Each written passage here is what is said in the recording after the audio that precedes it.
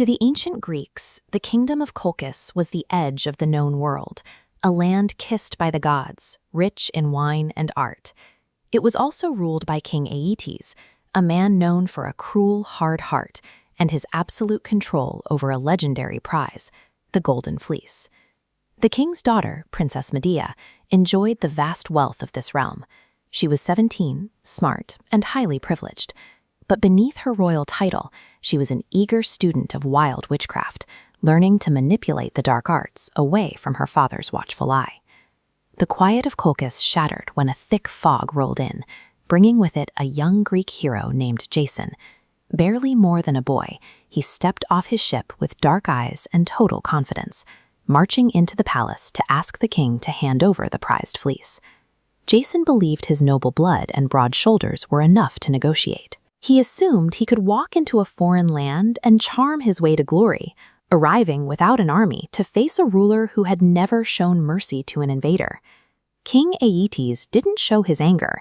Instead, he invited Jason to a banquet and offered a seemingly straightforward agricultural chore. Take these dragon's teeth, go out to a nearby field, and sow them into the dark, gritty earth. King Aeetes' animated diagram reveals a three-part trap.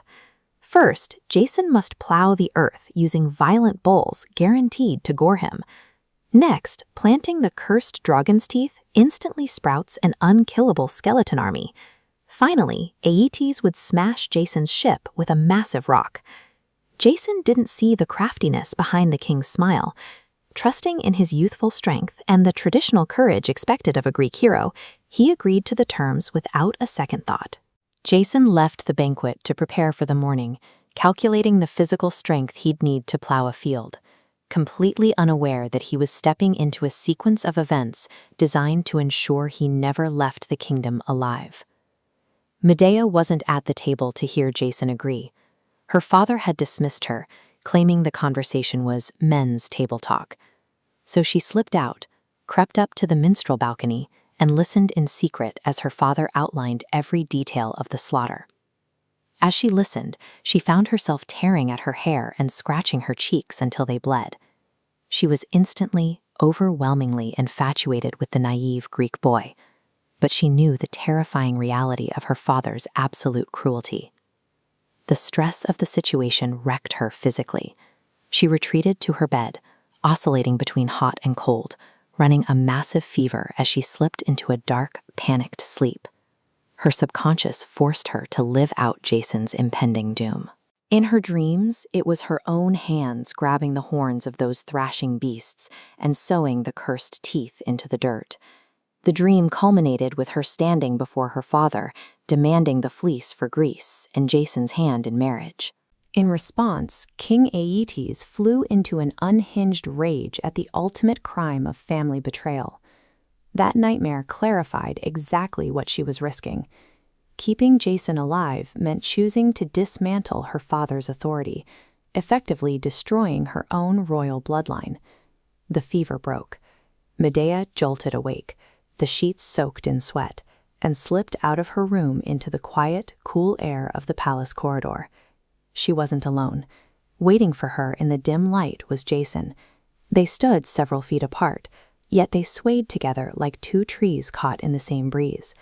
Without a word or a touch, the silence in the corridor seemed to hold the same shared, desperate weight that Medea had felt in her fever. Jason gave her a single glance before pulling himself away, as if leaving home forever.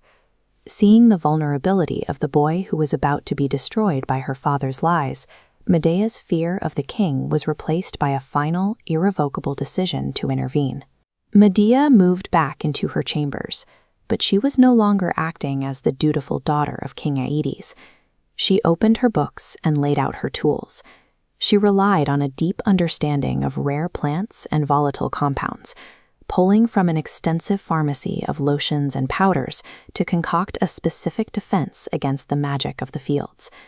Lighting a fire that burned bright and unnatural, she worked rapidly, dropping potent powders into the flames to watch them flare and fuse.